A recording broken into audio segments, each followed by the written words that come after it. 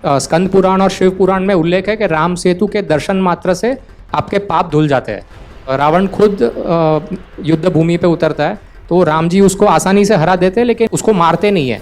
जब काली होती है, काली माँ, वो रक्त को गिरने नहीं देती है, वो अंदर रक्त को ले लेती है। इसके लिए उनकी जीभ लाल दिखाई गई है। हारने के बाद सूरप को मारने जाते हैं, तब कार्तिक स्वामी के पैर पड़ते हैं सूरपद्मन और बोलते हैं कि मुझे क्षमा कीजिए। तो वो उसको बोलते हैं कि ठीक है, आप मेरा वाहन बन जाइए। तो वो पीकॉक उनका वाहन बन जाता है। वैसे ही उसके पहले सिंहमुख के साथ लड़ाई में सिंहमुख भी हार जाता है और वो पैर पड़ता है कार्तिक स्वामी का। तब कार्तिक जी बोलते हैं कि आप सिंह बन के मेरी माता दुर्गा का वाहन बनिए। तो इसके लिए हम जो सिंह का वाहन हम देखते हैं वो पहले असुर था, लेकिन वो उसको कार्तिक जी का वरदान से वो ये अवतार ले लेते हैं। अपने ग्रंथ में बहुत स्पष्ट से लिखा गया है कि ब्रह्मा विष्णु महेश जो है वो तीनों एक ही है, और जो इन तीनों में तफावत करेगा या भेदभाव करेगा उसको मोक्ष मिलना असंभव है।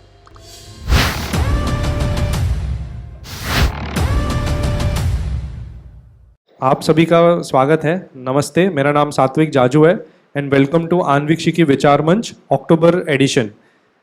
10वां एडिशन है। थोड़े टाइम में 1 साल भी हो जाएगा। जब स्टार्ट किया था तब तो लगा ही नहीं था कि क्या होगा, and finally we are here. आज हमारे साथ है गौरांग जी, तो प्लीज़ उनके स्वागत करिए प्लीज़। सो गौरांग जी का एक शॉर्ट इंट्रो दे देता हूँ। ऑलरेडी इनके साथ एक वीडियो आ चुकी है यूट्यूब पे, सो उधर बहुत ही अच्छे से बताया। But Gaurang ji was a former civic activist. Right now he is an author. इन्होंने 2 बुक लिखी है। इनकी पहली बुक है एसेंस ऑफ फिफ्थ वेदा, जो इधर है, essence of fifth Veda. And the second book जो ऑलरेडी आपके लिए आज अवेलेबल है इधर खरीदने के लिए, वो है अनटोल्ड स्टोरीज ऑफ रामायण।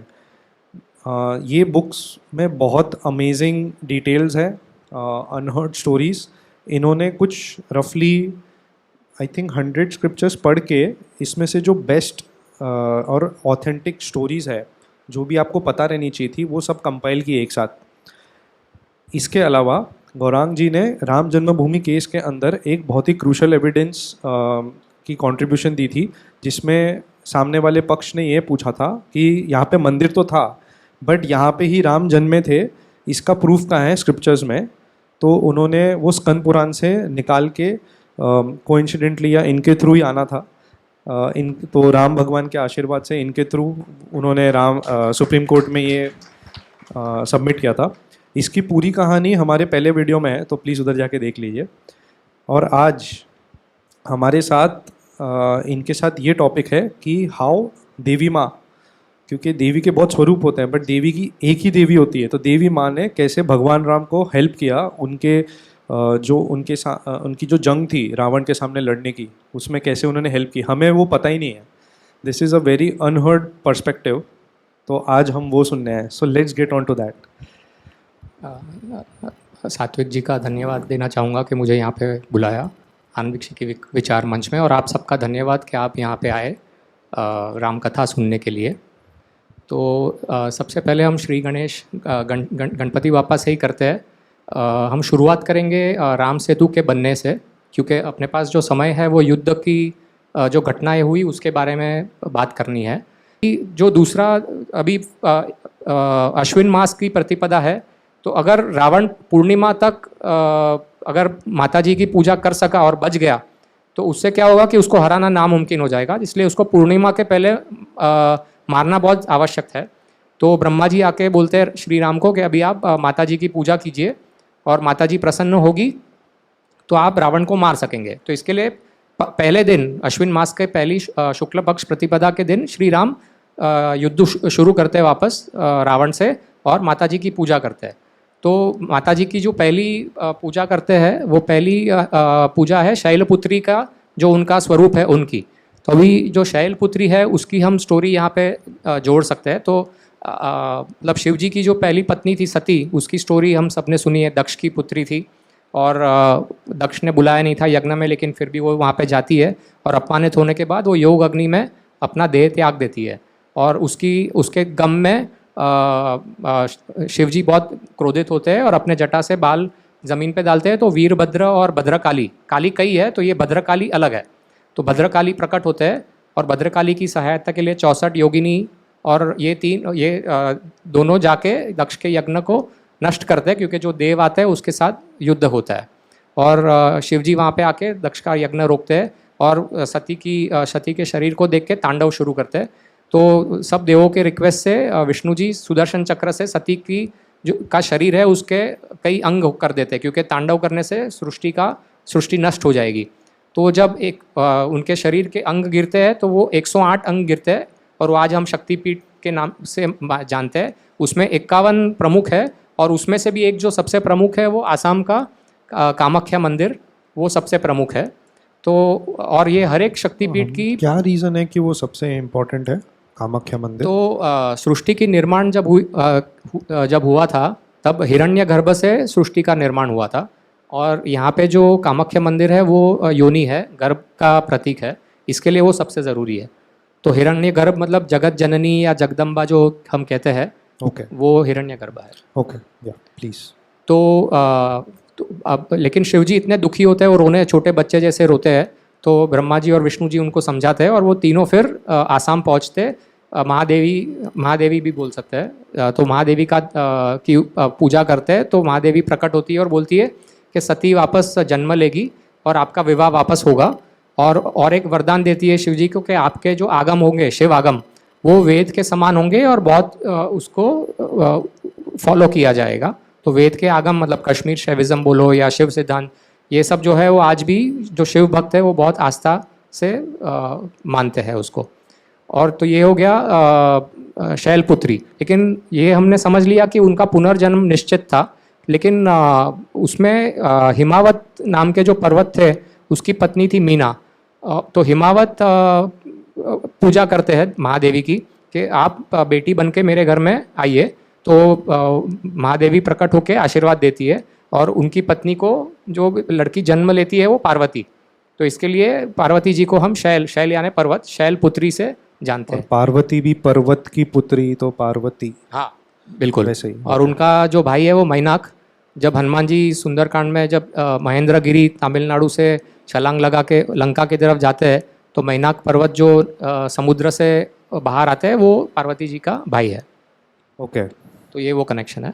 तो ये पहले दिन का हो गया शैलपुत्री। और अभी युद्ध भूमि में हम दोनों पैरेलल चलेंगे, एक थोड़ा फ्लैशबैक में भी चलेंगे और अब युद्ध भूमि पे क्या हो रहा है। तो इंद्रदेव जो है वो हार चुके थे इंद्रजीत से, लेकिन और देवलोक में भी सब परेशान थे रावण से। इसके लिए वो रथ नहीं है राम जी के पास, लेकिन रावण रथ पे है। तो इसके लिए वो अपने रथ और उनके जो रथी है मातली, उनको देते हैं राम जी को सहायता के लिए कि आप युद्ध भूमि में इस रथ पे सवार होकर युद्ध कीजिए। तो ऐसे सब देव धीरे धीरे कैसे मदद करें हम देखेंगे। अभी और हर एक नवरात्रि है तो वो तो मतलब सबको पता है। तो नौ रात श्री राम माता जी की पूजा करते हैं और रात को उपवास रखते हैं, जैसे ब्रह्मा जी ने बोला गया था वैसे। अभी जब दूसरा दिन की हम बात करेंगे तो दूसरा दिन ब्रह्मचारिणी के स्वरूप में हम माता जी की पूजा करते हैं। तो ब्रह्मचारिणी इसलिए क्योंकि पार्वती जी का शिव जी से विवाह मतलब डेस्टिनी था, निश्चित था, लेकिन वो उनको बताए कौन। तो नारद जी वहाँ पहुँचते हैं और हिमावत और मीना जी को बताते हैं कि ऐसा निश्चित था, सती के बाद पार्वती जी का मिलाप होना है, तो इसके लिए आप जाने दीजिए। लेकिन शिव जी तपस्वी है, ध्यान में रहते हैं, तो उनको मतलब समझाना मुश्किल है।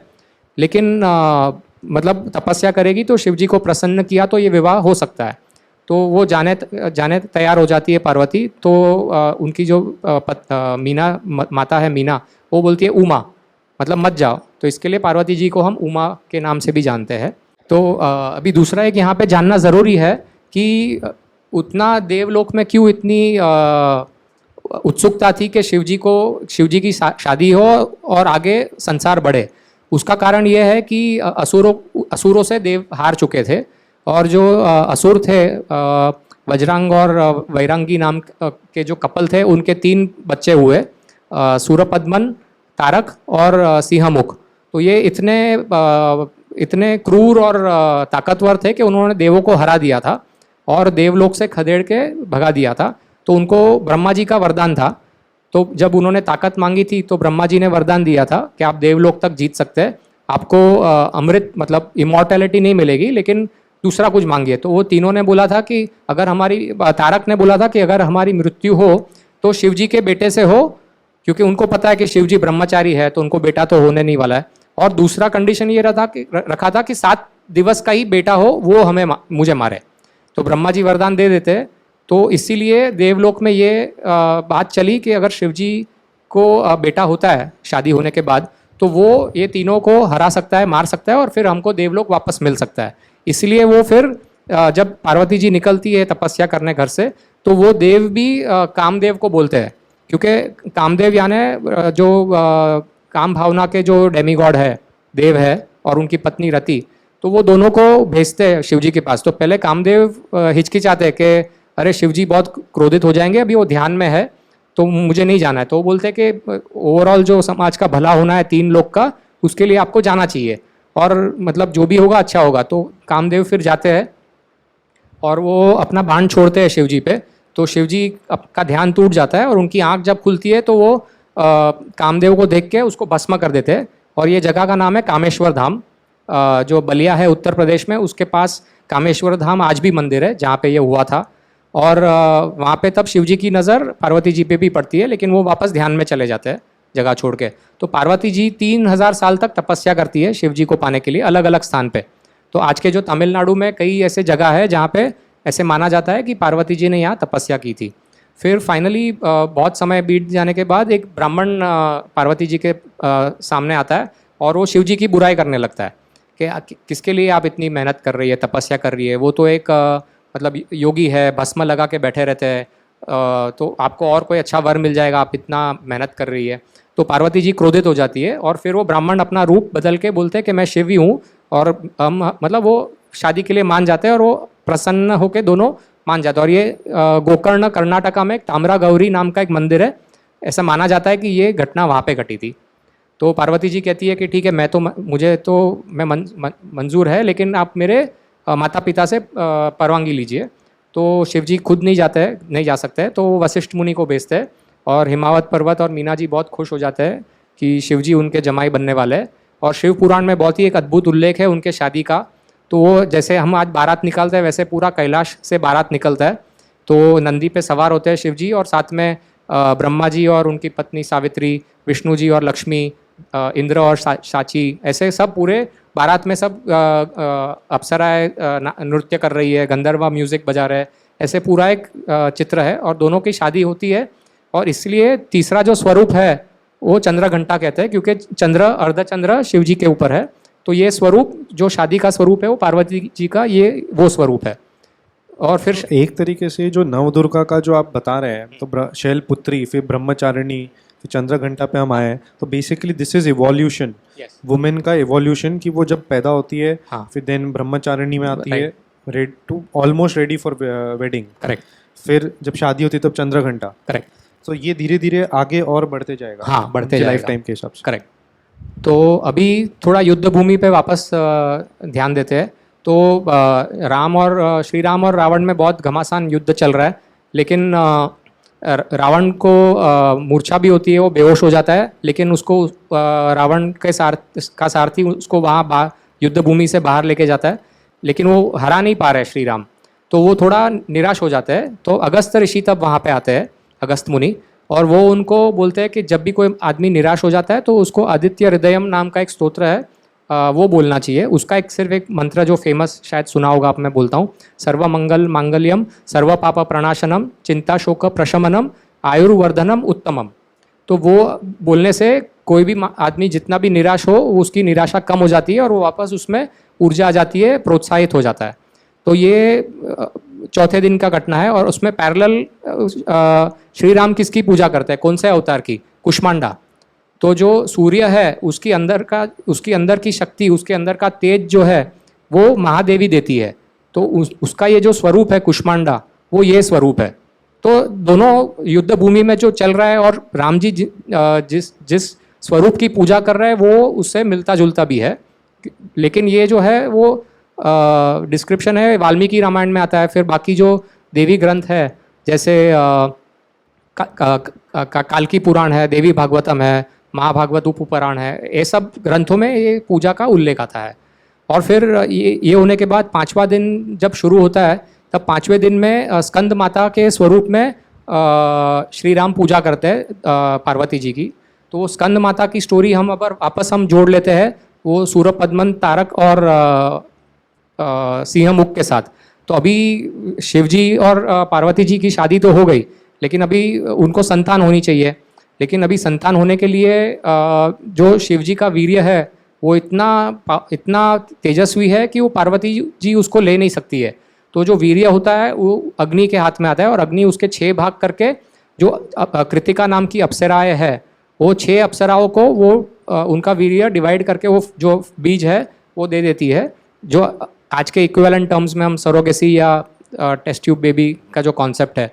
और वो 6 माताएं जब जन्म देती है 6 बच्चों को, तो पार्वती जी और शिव जी वहाँ पहुँचते हैं। तो और फिर वहाँ पे 6 बच्चे एक हो जाते हैं। इसलिए आप देखेंगे कि जो उनका बेटा था स्कंद या कार्तिक, उसके 6 मुख का स्वरूप होता है, मूर्ति होती है। तो वो 6 बॉडी एक हो जाते हैं, 6 मुख होते हैं और फिर पार्वती जी की इच्छा से वो एक मुख का स्वरूप धारण कर लेते हैं। और अभी उनको बताया जाता है कि आपका जीवन का उद्देश्य यह है कि आपको ये 3 असुरों को हराना है या मारना है, तभी देवलोक वापस देवलोक में स्थापित हो पाएंगे। और उनको देवों का कमांडर या सेनापति बनाने का जो प्रक्रिया है वो स्थानेश्वर महादेव मंदिर है कुरुक्षेत्र में, वहाँ किया गया था।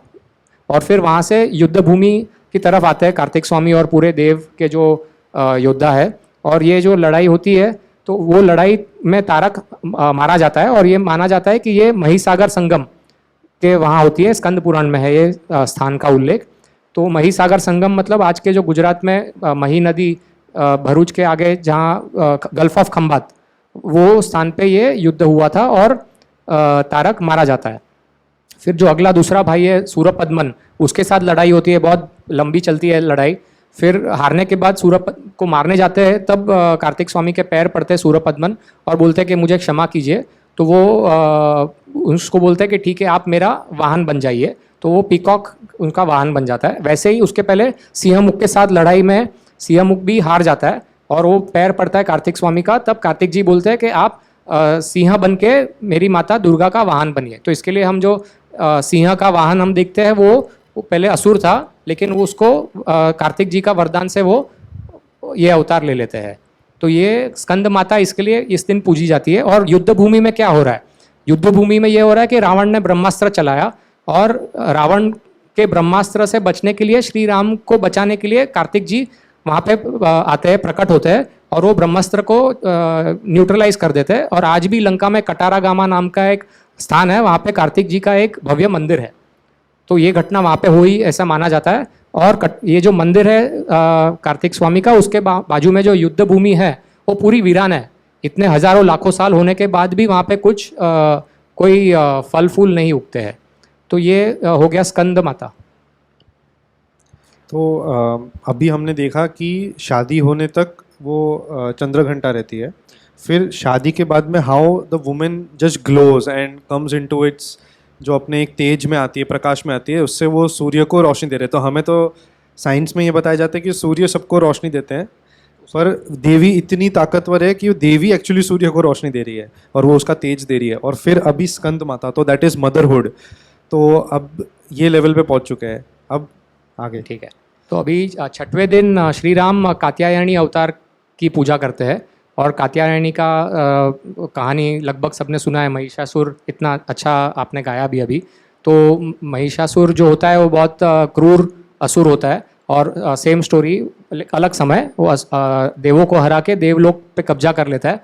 और उसको भी वरदान होता है, उसने तपस्या करके वरदान में ये मांगा होता है मैं किसी आदमी के हाथ नहीं मरूं, कोई देव हो, नाग हो या कोई भी हो। और अपने घमंड में वो महिला के हाथ से नहीं मरने का वरदान मांगने भूल जाता है। तो इसके लिए सब देव जमा होते हैं और ऋषि कात्यायन के यहाँ यज्ञ होता है। और कात्यायन मतलब विश्वामित्र ऋषि के वंशज। तो उनके यहाँ यज्ञ की अग्नि से एक तेज उत्पन्न होता है। और ये तेज जो है वो माता है, महादेवी है, कात्यायनी की अवतार है। कात्यायन का यज्ञ था इसलिए कात्यायनी नाम दिया गया है। और सब जो भी वहाँ पे देव और भगवान वहाँ पे उपस्थित थे वो सब अपने अस्त्र उनको देते हैं। मतलब विष्णु जी अपना सुदर्शन चक्र देते हैं, शिव जी अपना त्रिशूल देते हैं, वैसे सब अपना अपना अस्त्र उनको देते हैं। और ये 10 भुजा के अवतार में प्रकट हुई थी और फिर बहुत लंबे युद्ध के बाद महिषासुर का अंत होता है। तो यही जो स्वरूप हम जो दुर्गा पूजा में जो पंडाल्स में देखते हैं वो 5 मूर्ति होती है और नीचे महिषासुर रहते हैं। हाँ, तो वो 10 भुजा का जो है वो ये स्वरूप है। अच्छा, तो एक्चुअली 5 दिखते हैं और उसके सबके 2 हाथ होते हैं, इसलिए ऐसा। हाँ, मतलब सबके थोड़े थोड़े अलग वेरिएशन हो सकते हैं। ओके। तो और जब उसका महिषासुर का अंत हुआ था तो उसका सर कटा करके गिरा था। सप्तशृंगी महाराष्ट्र में नासिक के पास एक जगह है, वहाँ पे उसका सर कट के गिरा था। तो दुर्गा जी वहाँ पे थोड़ा विश्राम भी करती है महिषासुर को मारने के बाद। और यहीं पे मार्कंडे ऋषि ने मार्कंडे पुराण जिन्होंने लिखा था वो देवी महात्मा की स्थापना मतलब लिखते हैं वो देवी महात्मा। तो देवी महात्म्य में इस घटना का उल्लेख है, और भी ग्रंथों में है, लेकिन मार्कंडे पुराण में इसका जानकारी थोड़ा अधिक डिटेल में है। और फिर वहाँ से दुर्गा जी विजयवाड़ा में कनक दुर्गा मंदिर है, वहाँ पे उनके एक भक्त उनकी पूजा कर रहे होते हैं, तो उनको आशीर्वाद देने वहाँ पे पहुँचती है। तो ये हो गया कात्यायनी अवतार। अभी दूसरे दिन वापस युद्ध भूमि में आए तो श्री राम और रावण का युद्ध चल रहा है। श्री राम के बाण उसका सिर काट रहे हैं, उसको 10 सिर है सबको पता है, लेकिन जैसे ही सिर काटते तो वापस दूसरा एक खड़ा हो जाता है, जैसे ही सिर काटते तो दूसरा खड़ा हो जाता है, यदि मर नहीं रहा है। तो उस दिन कौन से माता की पूजा का उल्लेख है, वो पूजा करते हैं काल रात्रि। तो काल रात्रि की कहानी ये है कि वो एक महाविद्या भी है और एक स्वरूप भी है। तो स्वरूप ये है कि शुंभ और निशुंभ नाम के 2 असुर थे, तो उन्होंने देवलोक पे कब्जा किया था और उनके 2 जो सेनापति थे चंड और मुंड नाम के, और उनके सहायता से उन्होंने देवों को हराया था। तो इसके लिए वहाँ पे सब देव परास्त हो चुके होते हैं और वो हिमालय में तपस्या करने जाते हैं, पूजा करने जाते हैं कि इससे हमको मुक्ति मिले, ऐसा कुछ हो। तो जब वो देवी की उपासना कर रहे हैं वहाँ पे, तो पार्वती जी वहाँ से गुजर रही होती है, तो पूछते हैं कि आप कौन से देवी को याद कर रहे हो। तो तब उनके अंदर से एक तेज निकलता है, और वो तेज पार्वती जी के अंदर से, और वो तेजस्वी देवी बोलती है कि ये मुझे याद कर रहा है, और उनके कोश से निकलता है। अपने हर एक के शरीर में 5 कोश होते हैं, तो उनके कोश से निकलता है, बॉडी से एक लेयर से निकलता है, इसके लिए उनको कौशिकी बोला जाता है इस स्वरूप को। और मार्कंडे पुराण में कौशिकी के अलावा इनका नाम चंडिका या अंबिका भी बोला गया है। तो कौशिकी वचन देती है देवों को कि मैं आपका बोझ हल्का करूँगी, और वो फिर युद्ध भूमि की तरफ जाती है। और सबसे पहले चंड मुंड आते हैं सामने, और जब चंड और मुंड आते हैं तब उनको देख के क्रोधित होती है देवी, और उनके कपाल से एक देवी प्रकट होती है उग्र रूप लेके, और इसका नाम है काली। अभी काली, जैसे मैंने बताया भद्रकाली, वो दक्ष के यज्ञ की हो गई, ये काल रात्रि हो गई। और जब पार्वती जी के अंदर से तेज निकलता है तो उनका रंग फीका पड़ गया, काला पड़ गया। तो इसके लिए उनको शिवजी प्यार से कालिका कहते हैं, नॉट काली, कालिका। और युद्ध के बाद में वो गंगा जी में स्नान करके वापस तेज आ जाता है, तो उनको महागौरी बोला गया है।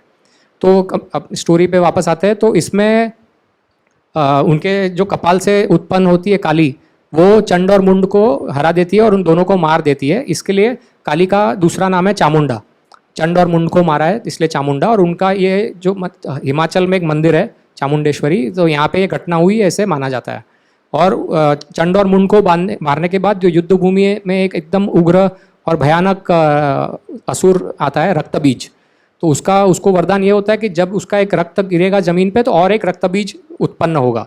तो उसको मार ही नहीं सक रही है कौशिकी, तो इसके लिए उसके अंदर से 7 मातृकाएं बाहर आती है, और दूसरे जो सेनापति है उनको लड़ने के लिए। तो ये 7 मातृकाएं कौन है, जैसे आपने बताया सूर्य के पीछे की शक्ति, हाँ जी, तो वैसे ये 7 मातृकाएं भी शक्ति है, मतलब ब्राह्मणी आती है, ब्रह्मा के अंदर की शक्ति, वैष्णवी, रुद्राणी, कौमारी मतलब कुमार की शक्ति, फिर वराही, नरसिम्ही और इंद्राणी। तो ये सप्त मातृकाएं भी युद्ध भूमि में आके युद्ध करना शुरू करती है। और कौशिकी फिर रक्तबीज को मारने जाती है, लेकिन वो जैसे मैंने बताया रक्त गिरता है और वो वापस उत्पन्न हो जाता है। तो जब काली होती है, काली माँ, वो रक्त को गिरने नहीं देती है, वो अंदर रक्त को ले लेती है। इसके लिए उनकी जीभ लाल दिखाई गई है और उनका उग्र स्वरूप हम दर्शन करते हैं। और जब रक्त नहीं गिरता है तो उनको मारने में आसानी हो जाती है और मर जाता है वो रक्तबीज। और इसके कारण लेकिन वो काली माता का क्रोध शांत नहीं हुआ है। तो ऐसे क्रोध रहा तो पूरे सृष्टि का नष्ट होना तय था। इसलिए शिव जी उसके पथ में सो जाते हैं कि वो रुक जाए, और भूल से उनके पैर लग जाता है शिव जी पे। तो इसके लिए वो एक क्या हो गया, ऐसे तो हम देखते हैं कि उनकी जीभ बाहर है, वो उनका स्वरूप का पीछे की कहानी ये है। और फिर रक्त बीज के मरने के बाद अभी भी निशुंभ और शुंभ बाकी है। तो कौशिकी माता फिर निशुंभ का अंत करती है, और फिर शुंभ एकदम ताकतवर है, इसीलिए वो सप्त मातृकाओं को वापस अपने अंदर ग्रहण कर लेती है, और बड़े युद्ध के बाद शुंभ का अंत होता है। तो ये स्टोरी जो है वो काल रात्रि की स्टोरी है। और युद्ध भूमि में आप वापस देखेंगे तो ये रावण का सिर कट रहा है वो, लेकिन वापस सिर आ जा रहा है, वो मर नहीं पा रहा है। थोड़ा रक्त बीज के साथ पैरेलल हो गया ये। हाँ, ये पूरा पैरेलल चल रहा है। तो वो श्री राम भी जो पूजा कर रहे हैं उनके पीछे ऐसे ही नहीं है, मतलब उसके पीछे भी एक दिस इज सो फैसिनेटिंग, क्योंकि पूजा तो कर रहे हैं क्योंकि वो नवरात्रि है, हाँ। पर वो युद्ध भी वैसे ही पैरेलल्स पे चल रहा है। That is very interesting. Correct. और वो रात को पूजा भी करते हैं और मंत्र जाप भी करते हैं और उपवास भी रखते हैं श्री राम। और फिर अभी 8वें दिन की तरफ आए, अभी तक रावण जिंदा है, तो वो वापस देवी माँ को याद करते हैं। अभी महागौरी के स्वरूप की पूजा करते हैं श्री राम। तो वो प्रकट होती है और बोलती है कि आपका जो धनुष है वो मेरे सामने रखिए, और वो धनुष को आशीर्वाद देती है। और बोलती है कि अगले दिन 9वें दिन अंत होगा रावण का, और 9वें दिन श्री राम सिद्धिदात्री के अवतार की ही पूजा करते हैं। सिद्धिदात्री मतलब जो ब्रह्मा विष्णु और शिव को शक्ति देती है, वो जो स्वरूप है वो सिद्धिदात्री है। और मतलब हमारे त्रिमूर्ति के भी ऊपर जो शक्ति हाँ, है वो सिद्धिदात्री है। वाव।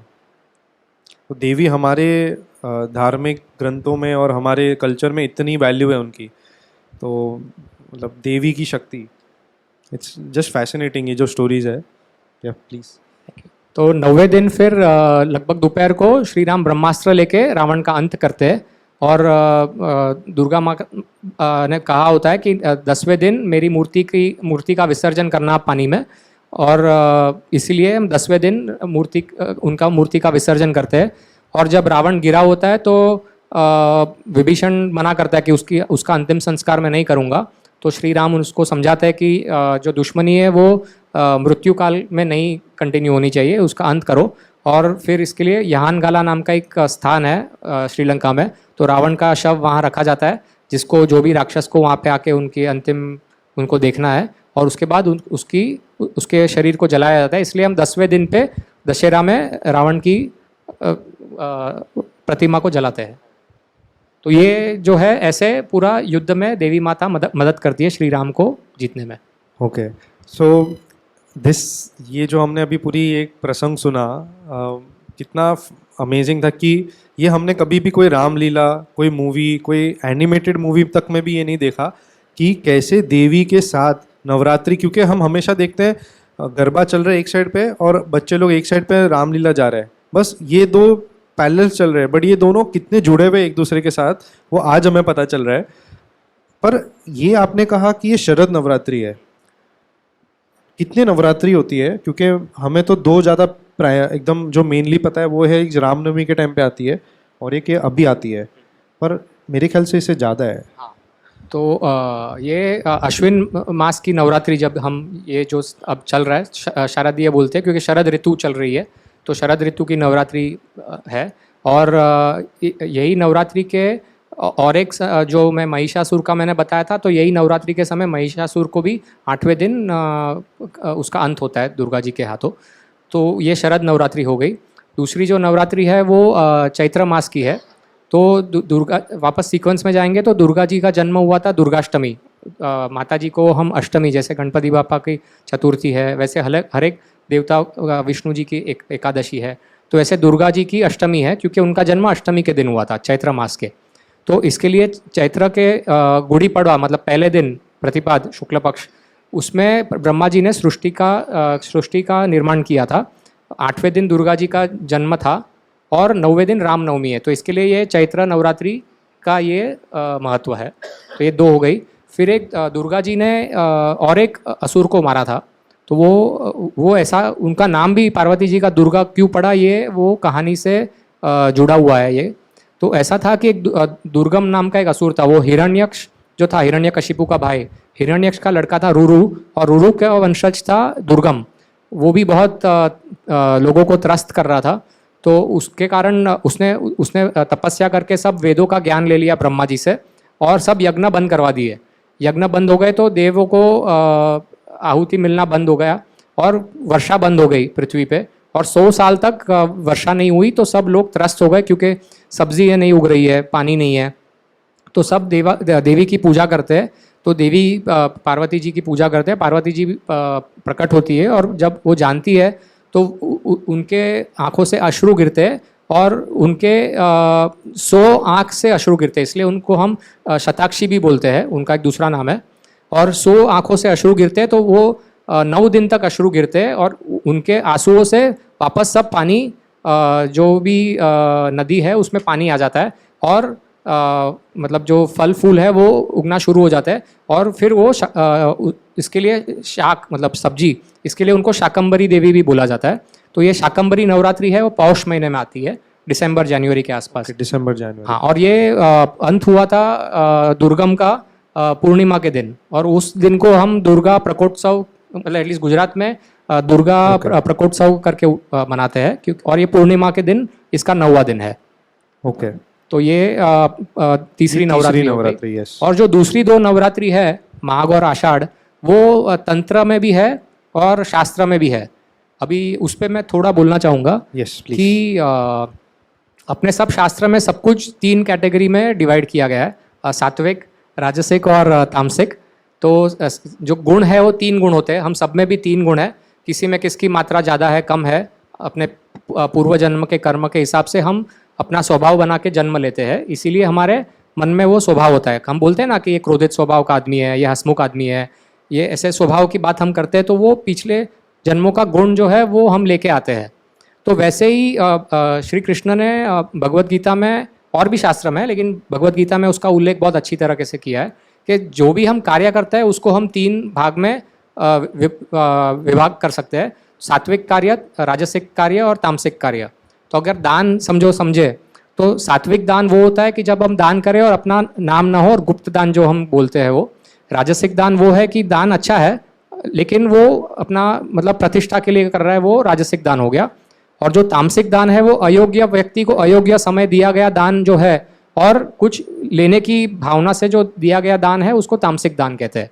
तो वैसे ही जो तपस्या है वो भी सात्विक, राजसिक और तामसिक है। मतलब जो हम तपस्या करते हैं, समझो उपवास किया, या तीर्थ यात्रा पे गए, या हम भजन कीर्तन कर रहे हैं, तो कुछ अपेक्षा के बिना अगर हम कर रहे हैं प्रभु को प्रसन्न करने के लिए भक्ति भाव में, सात्विक भक्ति में, तो उसको सात्विक तपस्या कहा गया है।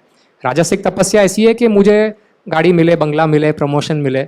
और राजसिक गलत नहीं है, क्योंकि राजसिक गुण होगा तो ही गृहस्थ आश्रम चलेगा, संसार चलेगा। तो राजसिक भी ज़रूरी नहीं है कि गलत हम माने लें उसको। और तामसिक तपस्या यह है कि दूसरे की हानि के लिए जो तपस्या की जाती है, कि मैं ये तपस्या कर रहा हूँ लेकिन उसको ये नुकसान हो। जैसे यज्ञ का 3 कैटेगरी है, तो जो इंद्रजीत जो यज्ञ कर रहा था वो असुरी यज्ञ कर रहा था, क्योंकि उसके मन में दूसरे को नुकसान पहुंचाने के लिए, शक्ति प्राप्त करने के लिए वो असुरी यज्ञ कर रहा था। जो काला जादू, हाँ, वो अलग अलग स्वरूप लेते हैं। तो इसके लिए सबसे बड़ा मिस इंटरप्रिटेशन अपने समाज में तंत्र के लिए है। तो जब हम तंत्र शब्द का उपयोग करते हैं तो सबसे पहले मन में विचार मेरे भी पहले आता था कि तंत्र मतलब जादू, मतलब वो सब टाइप का होता है। लेकिन तंत्र जितना सूक्ष्म और अद्भुत ग्रंथ नहीं है। जिसको भी, जो साधक है, जिसको मोक्ष के मार्ग पे चलना है, और ज़रूरी नहीं है मोक्ष आज मिले, लेकिन वो तंत्र जो है, त्रिपुरा रहस्य एक ग्रंथ है, बहुत ही अद्भुत ग्रंथ है। तो वो क्योंकि वो सात्विक पूजा है। तो आप जो नवरात्रि की बात कर रहे थे, अभी जो 2 नवरात्रि की हम बात रह गई, माघ और आषाढ़। तो माघ में जो पंचमी के दिन सरस्वती माता का जन्म होता है, तो जो वसंत पंचमी से भी जानते हैं हम। और फिर जो 13वें दिन है वो पुण्यक व्रत है। तो वो जब पार्वती जी ने देखा कि कार्तिक स्वामी का जन्म हुआ है, उनको भी माता बनना था, तो शिव जी उसको बताते हैं कि जो भी महिला को बच्चा प्राप्त करना हो, तो उसको अगर वो पुण्यक व्रत कर रखेगी तो उसको बच्चा मतलब होगा, ऐसा माना जाता है। और व्रत का वो उल्लेख करते हैं। ब्रह्म वैवर्त पुराण में ये तारीख के साथ दिया है, माघ महीने की त्रयोदशी को ये व्रत करना चाहिए विवाहित महिला ने, तो उसको बच्चा प्राप्त होगा। तो ये पंचमी से त्रयोदशी नव हो जाता है, लेकिन तंत्र में उसको फर्स्ट मतलब एकम से लेके नवम तक की करते हैं, इसके लिए थोड़ा डिस्क्रिपेंसी तो है। ये माघ वाला मंथ के हिसाब से कब आता है? वो जनवरी फरवरी, तो मतलब दिसंबर नवंबर में भी एक वो पौष नवरात्रि हो गई, फिर माघ हो गई जनवरी फरवरी के आसपास, Okay. चैत्र हो गई मार्च के आसपास, फिर आषाढ़ जो है वो जून जुलाई के आसपास आता है वो महीना। तो आषाढ़ की नवरात्रि में भी ये है कि जो एक मतलब महिलाएं करती है व्रत अपने पति के कामना के लिए, उसको जया पार्वती व्रत बोलते हैं। तो 5 दिन का व्रत है। इसका उल्लेख नारद पुराण में है कि अगर वो महिला व्रत करे तो उसका और उसके पति के जो संबंध है वो अच्छे रहते हैं, और वो 5 दिन का व्रत अगर वो रखे तो वो जो व्रत जो उसका अंतिम दिन है वो त्रयोदशी है। तो ये आषाढ़ नवरात्रि मुझे ऐसा लगता है कि वही दिन होगा, क्योंकि वो पार्वती जी से जुड़ा हुआ है। लेकिन जहाँ तक तंत्र का संदर्भ है वो एकम से लेकर नवम तक वो करते हैं, वो महाविद्या का जो कॉन्सेप्ट है वो कॉन्सेप्ट है। ओके। तो सात्विक भी है, और आप कैसे उसको मानते हैं, इंटरप्रेट करते हैं, लागू करते हैं, वो हिसाब से उसका वो फर्क है। तो ये 5 नवरात्रि हो गई। ओके, सो हमें लगता था कि 2 नवरात्रि है, फिर बीच में मुझे पता चला था कि 4 नवरात्रि है, बट गौरांग जी से आज पता चल रहा है कि 5 नवरात्रि है। सो दिस इज़ मैं जो आपको एक पहले बोल रहा था कि आज आपको जो सुनने मिलने वाला है वो कुछ अलग मिलने वाला है। तो जो दूसरी 2-4 कहानी है पार्वती जी को लेके, तो वो भी मैं बता सकता हूँ। तो और एक शीतला माता भी हम जानते हैं, शीतला सातम हम उसको मनाते हैं। तो एक ज्वर नाम का एक असुर था जो छोटे छोटे बच्चों को बीमार का, हाँ, स्मॉल पॉक्स या बुखार लाता था। तो बहुत लोग पीड़ित थे, तो उन्होंने पार्वती माता की पूजा की। तो उन्होंने शीतला माता, शीतल मतलब ठंडा करना, तो वो तापमान ठंडा करके उसने उन्होंने ज्वारासुर की हत्या की। तो ये एक स्वरूप था। दूसरा स्वरूप था कि वो कुकुर नाम का एक असुर था। तो पार्वती जी का दूसरा नाम भवानी भी है। तो भवानी जी ने कुकुर असुर को मारा, तुलजापुर भवानी है, तो उस जगह पे कुकुर असुर को मारा। तो अन्नपूर्णा जी की भी हम वो बात करते हैं। तो अन्नपूर्णा देवी भी पार्वती है।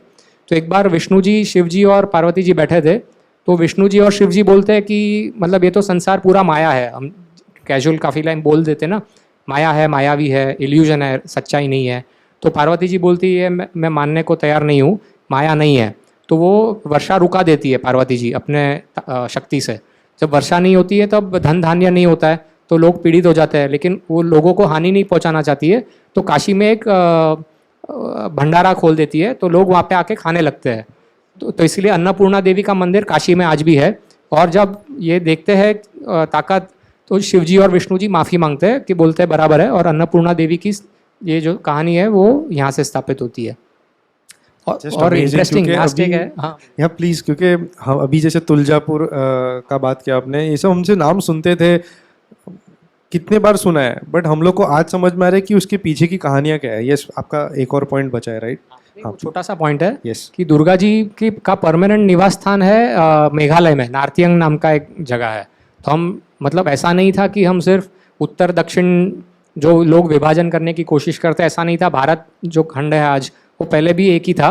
और मेघालय और आसाम की भी हमने बात की, तो परशुराम जी का एक परशुराम कुंड भी है अरुणाचल में, मतलब वहाँ तक हमारा फैलाव था। और आज तिब्बत में है, लेकिन कैलाश मानसरोवर भी अपना भाग था। तो ये भी एक इससे जुड़ा हुआ एक। ओके, अभी ये नवरात्रि की बात तो हम समझ गए, सारे नवदुर्गा के स्वरूप समझ लिए, 5 नवरात्रि होती है, बट अभी तो ये शरद नवरात्रि चालू है। तो इसकी ओरिजिन्स क्या है, इसकी कहानी कहाँ से शुरू होती है? जो जगदम्बा आपने एक बार नाम लिया बीच में, हिरण्यगर्भा, आई थिंक उससे कुछ रिलेटेड है। हाँ है, इसमें कहानी ऐसी है कि कई अन्य ग्रंथों में इसके कुछ कुछ उल्लेख आते हैं। बात एक ही है, लेकिन उसको थोड़ा समझना कठिन तो नहीं, लेकिन थोड़ा सोचना पड़ता है इसके बारे में। तो आपने सबने वो सीरियल भी देखा होगा, सबसे पहले कुछ नहीं था, नथिंग वॉज मूविंग, कुछ हिल भी नहीं रहा था।